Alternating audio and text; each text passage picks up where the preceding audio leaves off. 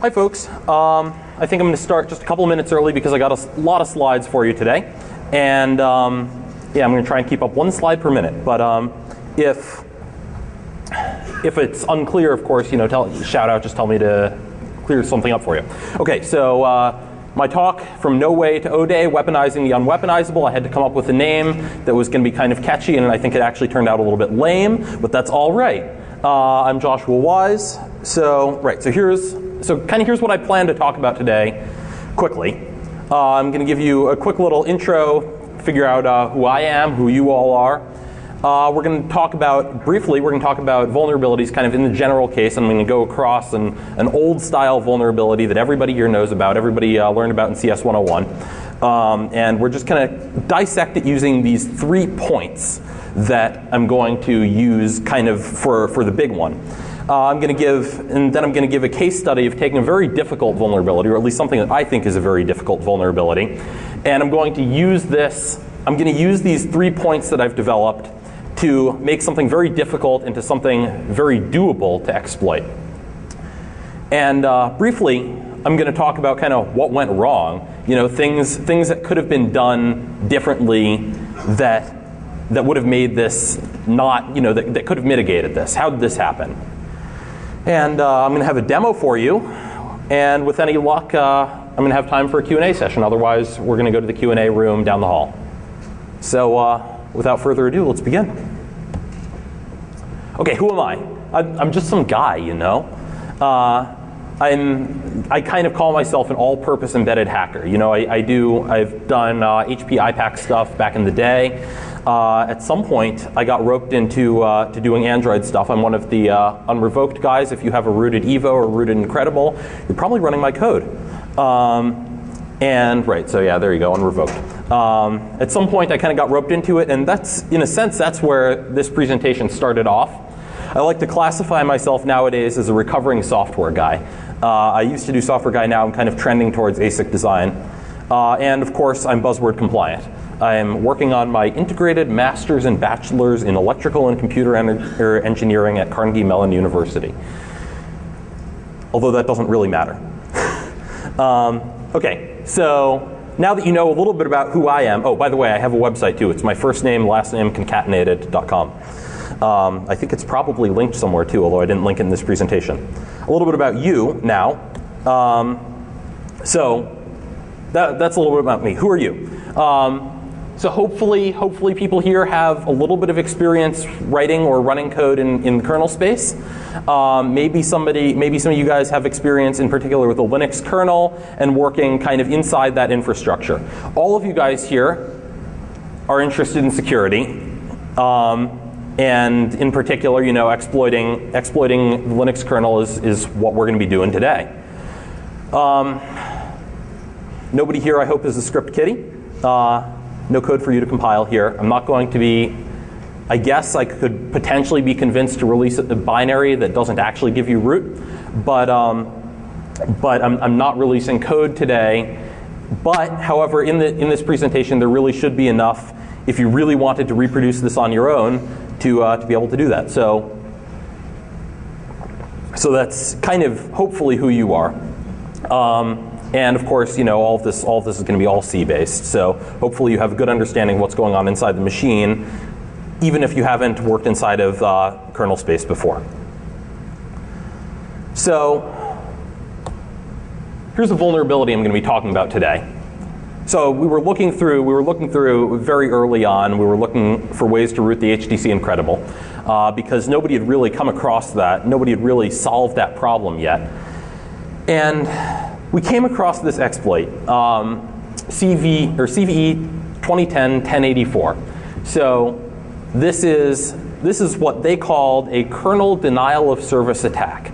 You could crash the kernel, and this, they wrote it as bad memory access with sysfs files allows attackers to cause a denial of service memory corruption. Okay, so it's a DOS attack, right? We're going to bring down the kernel, and so what, right?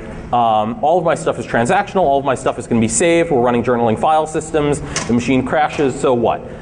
And so this first showed up in 2618, and it got fixed in 2623. That's a lot of kernels, you know? That's a lot of vulnerable kernels.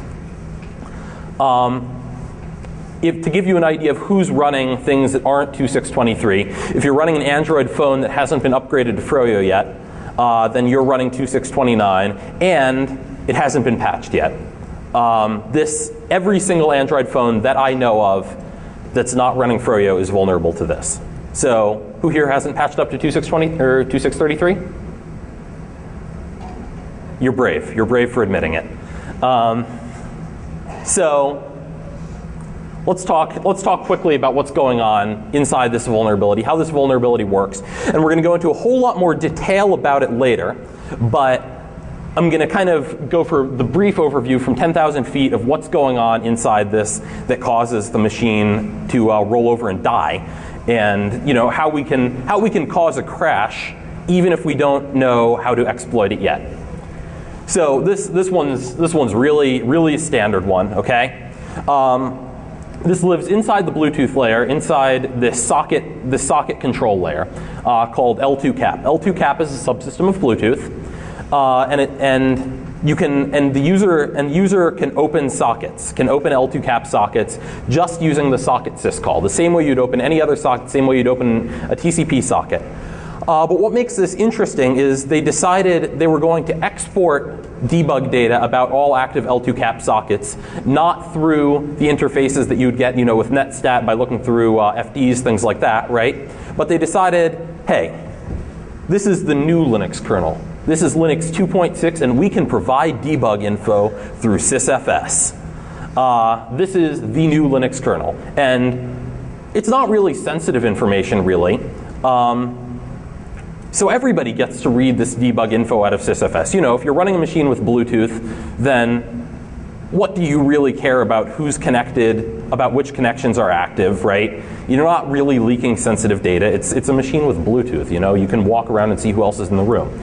So what do? They take this buffer, okay? They take this buffer, and for each Bluetooth socket that the user has created, for each L2CAP socket, actually this exists pervasively throughout the Bluetooth stack, and it was correct. And the one that we're going to be looking at today is the L2CAP one. And they just say, okay, I'm just going to keep appending onto this buffer that sysfs has allocated for us. For each socket, bam, we're just going to sprintf right onto the end of it. And well, they didn't really bother to check for the end of it.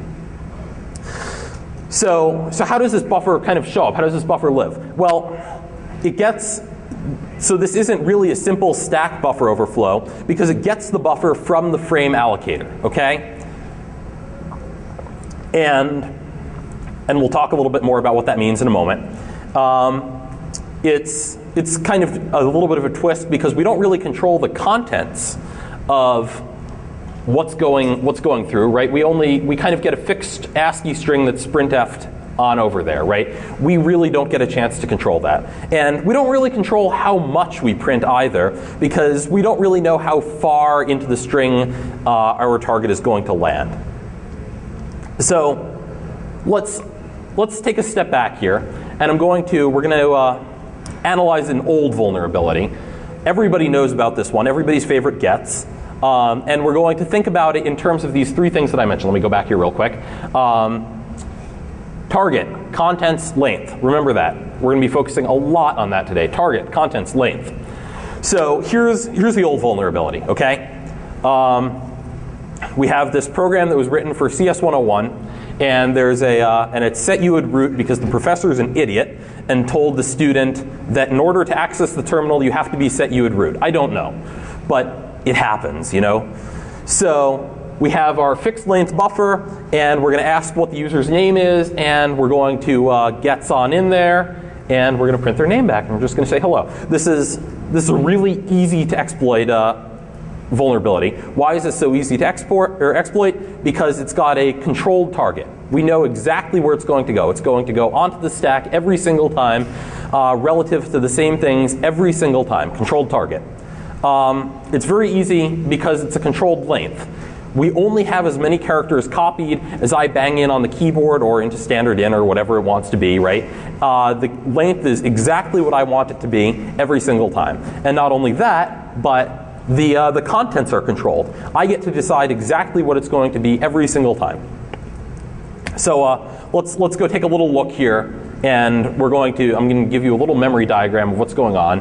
And I think this is kind of a useful visualization, just as a refresher. I'm sure everybody here knows about how stack smash works, but I think it's going to be a very useful visualization. So let's talk a little bit through this here. We have the user inputs something bad through gets, and where does it go? Where in memory is this going to go? Let's take a look at this. I've drawn a nice little picture for you. By the way, these addresses, no, they're not really for any machine in particular. I just kind of made these up. All right, don't base any kind of exploit on this, or do, and it won't work. So where's it going to go? We have the buffer here, and by the way, lower addresses are towards the bottom of the screen. And we have gets as stack frame, and gets is going to go stick things into buff, and things go up. All right.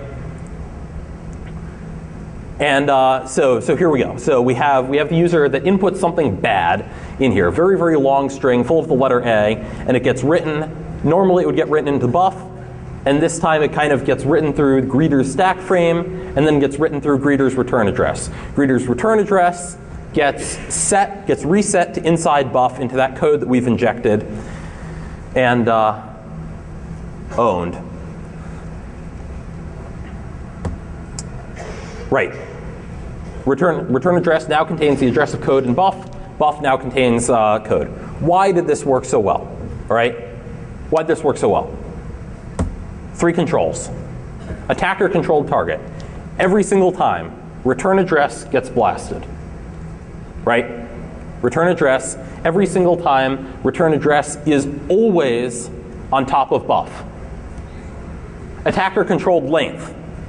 We always type in as many characters as we want, get blasted right up through there. We don't ever have to worry about blasting off the top of the stack. If we blast over C000, right, then we're done. Then we segfault. We're out of mapped frames. We're out of mapped pages. We're done.